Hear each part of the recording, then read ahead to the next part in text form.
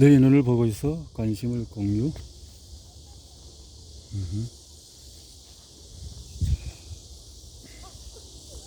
시선, 눈 맞춤은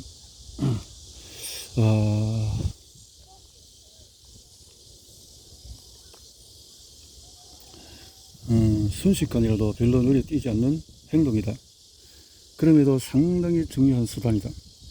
실험 대상자들은 계속 시선을 교환한다. 왜 그럴까?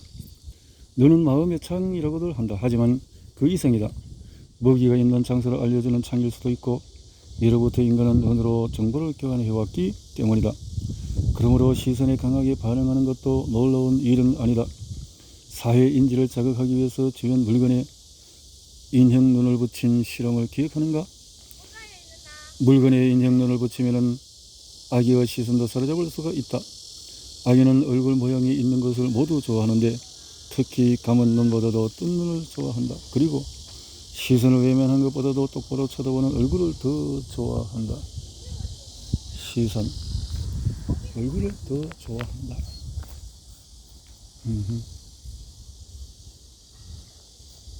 그리고 시선을 외면하는 것보다 이런 경향은 타고난 것이다.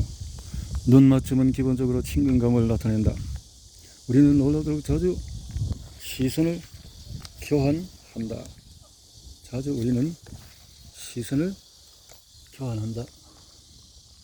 관심 공유, 공동 관심이라고 부른다. 우리는 이야기할 때 상대가 지각하고 있는지 확실히 알기 위해서 시선을 맞춘다.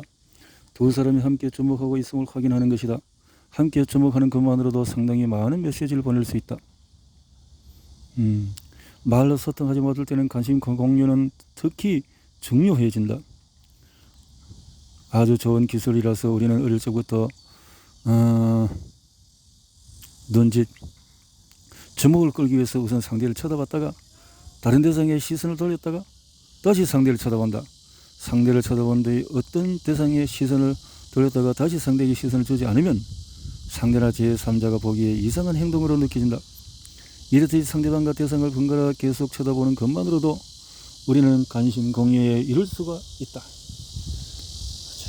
관심 공유, 상대의 시선을 쳐다보는 것만으로도 여기 잘 갖고 왔네. 아기를 상대로도 마찬가지다. 아기에게 인생만 보여주는 것도 시선 교환하면서 어우 광대야 뭘 할까? 시선을 통해서 관심을 유발하는 것은 의사소통에도 중요하다. 두 화자가 만들어낼 수 있는 동시성의 정도는 두 사람이 얼마나 서로를 잘 이해했는지를 보여준다. 아유, 잘했어요. 잘 키웠고 점수를 줘야 되겠네. 이런 신경학적인 춤에 가담해 본 사람은 상대에게 반응하는 것으로 충분하지 않다는 것을 알 것이다. 신경학적인 춤을 잘 추려면 상대방을 어느 정도 미리 알아야 한다. 상대방이 당신의 정강이를 찰 때까지 기다린다면 춤에 능숙한 사람이 아니다. 뇌에서도 마찬가지다. 상호간의 이해는 상대와 말하기 전에 자기네 속에서 이루어지는 것에 의해서 상당히 좌우된다. 이런 식의 동시성에서 눈맞춤이 중요한 역할을 한다. 주목해 이제 의사소통이 시작될 거야.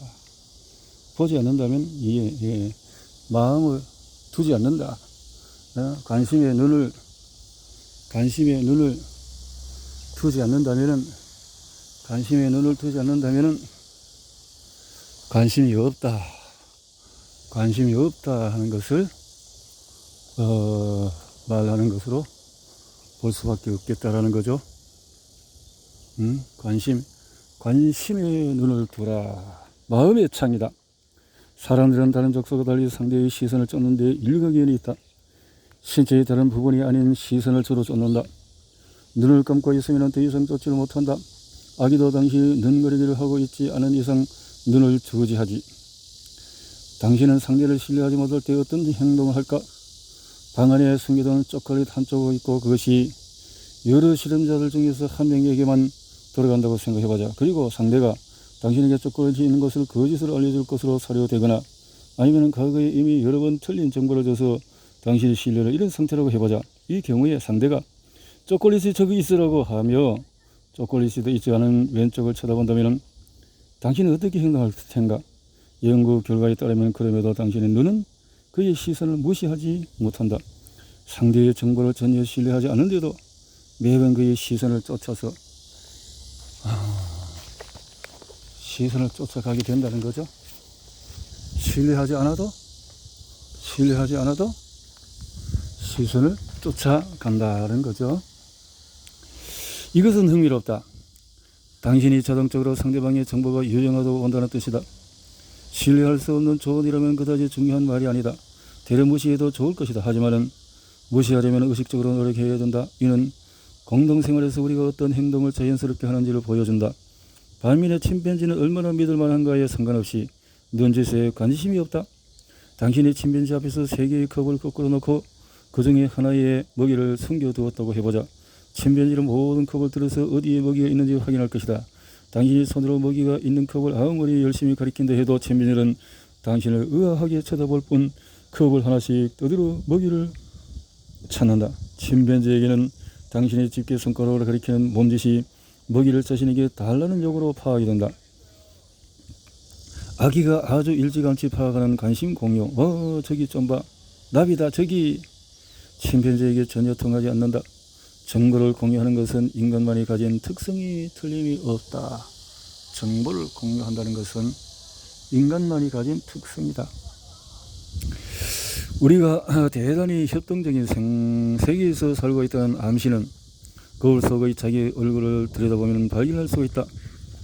정확히 눈을 들여다보면서 말이다. 인간의 눈은 다른 영장류와 다르다. 홍채가 흰자 위에 들러 있어서 홍채의 위치를 볼 수가 있다. 그래서 우리는 타인이 어디를 쳐다보는지 분간할 수가 있다. 거의 어둑어둑할 때도 말이다. 당신이 먹이를 발견했을 때 다른 사람은 당신이 어느 쪽으로 눈길을 주는지를 본다. 왜 인간만이 이런 눈을 지녔는지에 대해 생물학적인 혹은 의학적인 설명은 아직 발견되지 않았다. 물론 눈 흰자위는 단순히 장식 효과를 위해서 존재하는지는 모르겠는데 그 역시 아직 증거는 없다. 따라서 우리 조상이 아마도 이런 눈에서 유익을 이끌어냈다고 보는 것이 맞을 것이다. 우리 조상이 종족 번식에 성공하는 데는 한 개체가 어디를 보는지 다른 개체가 알도록 하는 것이 중요했을 듯하다. 위험한 것을 쳐다보든 먹거리가 있는 것을 쳐다보든 우리 조상은 정보를 기꺼이 공유했다. 아무튼 지금까지 이와 관련한 다른 설명은 존재하지 않는다. 자, 그럼 이제 이야기의 화제를 바꿔보도록 하겠다. 앞서 두 개의 뇌의 상호작용에 대해서 살펴보았다. 지금부터는 집단생활이나 공동체 생활 등에 대해서 이야기해보자. 그동안 우리는 두 사람 사이에서 일어날 수 있는 일을 여러 가지로 살펴보았다. 모방에서 시작하여 돌봄, 방어, 선동 내지 도망까지 여러 가지 행동 양식을 이야기했다. 또한 자비심에서 표현에까지 그 배우의 감정도 들어왔다. 그래서 상대방이 모종의 자세, 감정, 생각, 섹시한 눈을 깜빡임, 귀여운 엉덩이를 가지고 있을 때 우리의 뇌는 어떻게 반응하는지를 알게 되었다. 나아가 그에 대한 호르몬의 영향도 잘 이해하게 되었다. 우리는 내가 주변 세계와 계속 교류하며 학습 능력이 있고 언제나 새로운 사람이나 요구 및 상황에 맞춘다는 것을 알았다. 그리고 내가 즐거움을 느끼면 일이 훨씬 수월해진다는 것도 배웠다. 또한 그와 반대로 내가 일을 힘겹게 느낄 때에도 왜 그런지를 알게 되었다. 우리에게 이상하거나 부적절해 보이는 많은 것도 진화적인 시각에서 보면 최소한 의미가 있다는 것도 깨달았다. 마지막으로 내가 걸려들곤 하는 걸림돌을 크게 4가지로 정리해 볼 수 있다. 첫째, 내는 상황이 필요한 만큼 인지할 만한 능력이나 집중력, 또 의욕 또는 호르몬 수준을 가지고 있지 않을 때가 있다. 둘째로, 이런 인지와 다른 많은 방법을 활용하여 단순한 원래 감정을 오히려 뒤죽박죽 만들 때가 있다. 셋째, 중요한 정보를 간과하거나 잘못 판단하여 잘못된 반응을 보일 때가 있다. 넷째, 다른 사람에 대해서 생각하려 할 때도 종종 자기의 근거에서 판단한다. 2부에서는 두 사람 사이를 관계를 넘어보려고 한다. 즉 우리의 직접적인 관계뿐 아니라 사회 전체를 살펴볼 것이다. 그러면 공동생활에 빚는 이상한 행동 양식의 몇 가지를 개선할 수 있을 것이다. 단도직입적으로 왜라는 질문을 해보겠다. 물론 파트너와 잘 지내야 하는 이유는 어느 정도 명확하다. 바로 자손 때문이다. 하지만 공동체는 왜 있는 것일까? 문화는 왜? 외로운 섬이 홀로 있으면 왜 안 되는 걸까? 인간이 윌슨 공이나 몇 개의 코코넛에 기댄 채 홀로 살지 않고 다른 사람과 더불어서 사는 이유는 뭘까? 이를 이해하고 나면은 공통점이 별로 없는 사람들이 더불어 살아가는 이유를 더 이상 묻지 않고 그동안 그 더 중요한 질문에 관심을 기울일 수 있을 것이다. 예컨대 어떻게 하면 공동생활을 잘 살아갈 수 있을까? 함께 살아갈 때 우리의 머릿속에서 어떤 일이 벌어질까? 어떤 실수가 벌어질 수 있을까? 등등 말이다. 사람은 왜 더불어 살까라는 질문은 우리를 거의 500만 년 전으로 돌려놓는다. 하지만 어차피 오늘 딱히 할 일도 없지 않은가? 500만 년 전으로. 어차피. 자, 여기까지 일단 딱 보고.